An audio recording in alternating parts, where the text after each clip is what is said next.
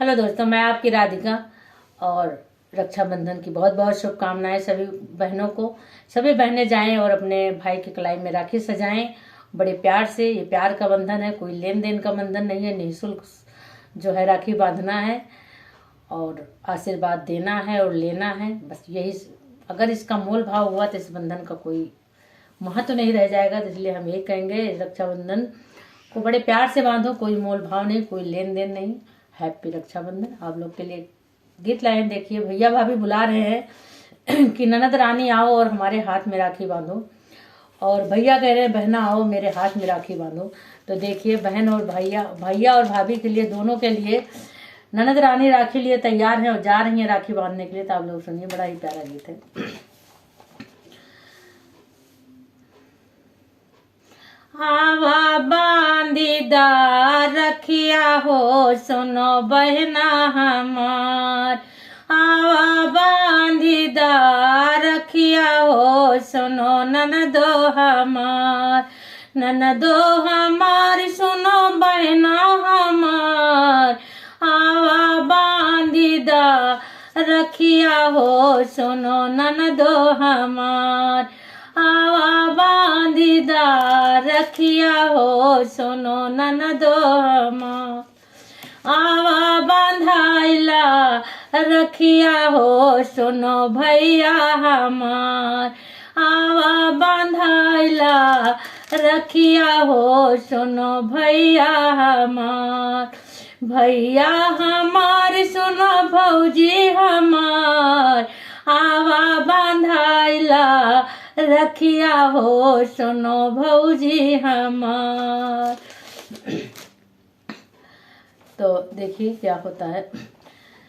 रखिया सजाइला हाथ से बनाइला। भैया कह रहा है कि राखी बांधवा लेंगे, राखी सजा लो और जो है उसे हाथ से अपने बनाओ, बड़ा प्यारे प्यारे धागों से, प्यारी प्यारी मोतियों से सजाओ, ताकि हमारे हाथ में कलाई में सजे तो ये लगे कि मेरी प्यारी बहना ने इतना प्यार से इसे बनाया है, प्यार के धागों में पिरोया है इस मोतियों को। तो वही भाई कह रहा है। तो देखिए क्या कहता है। रखिया सजाइला रखिया सजाइला रुचि रुचि बनाइला। रखिया सजाइला रुचि रुचि बनाइला। हरे प्यार प्यार धगवा लगाइला हो सुनो ननदो हमार। प्यार प्यारा रेशम लगाइला हो सुनो बहना हमार। रेशम कई धगवा पिरोइला सुना बहना हमार। आवा बांधाइला रखिया हो सुनो भैया हमार। आवा बांधाइला रखिया हो सुनो भौजी हमार। भौजी हमार सुनो भैया हमार।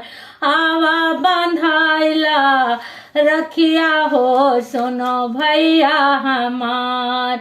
आवा बांधाइला रखिया हो सुना भौजी हमार। मेवायो मिश्री मिठैया ले आई। मेवायो मिश्री मिठैया ले आई। मिठैया ले आई। मिठैया ले आई। नाही लागल बाबा दरवात हो सुनो भैया हमार। लागल नहीं भदरवा हो सुनो भैया हमार। अक्सर राखी त्योहार पे भद्रा जरूर लग जाती है, तो बहन कह रही है भद्रा नहीं लगी है भैया, बड़े शुभ मुहूर्त हैं और इसमें राखी बंधवा लीजिए।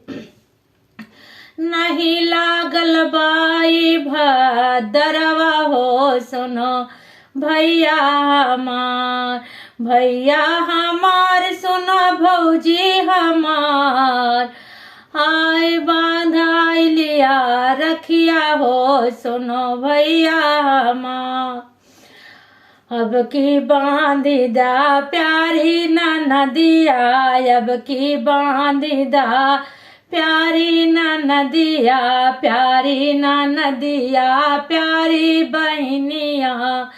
पर साल जइबू गवनवा हो सुनो ननदो हमार, पर साल जइबू गवनवा हो सुनो बहना हमार, बानल बा सुंदर सा गुनवा हो सुनो भैया हमार, आवा बंधाइला रखिया हो सुनो भौजी हमार, भौजी हमार सुनो भैया हमार, बानल बा सुंदर सा गुनवा हो सुनो भैया हमार, नहीं लागल भदरवा हो सुनो भैया हमार, भैया हमार सुनो भौजी हमार, बानल बा सुंदर सा गुनवा हो सुनो भैया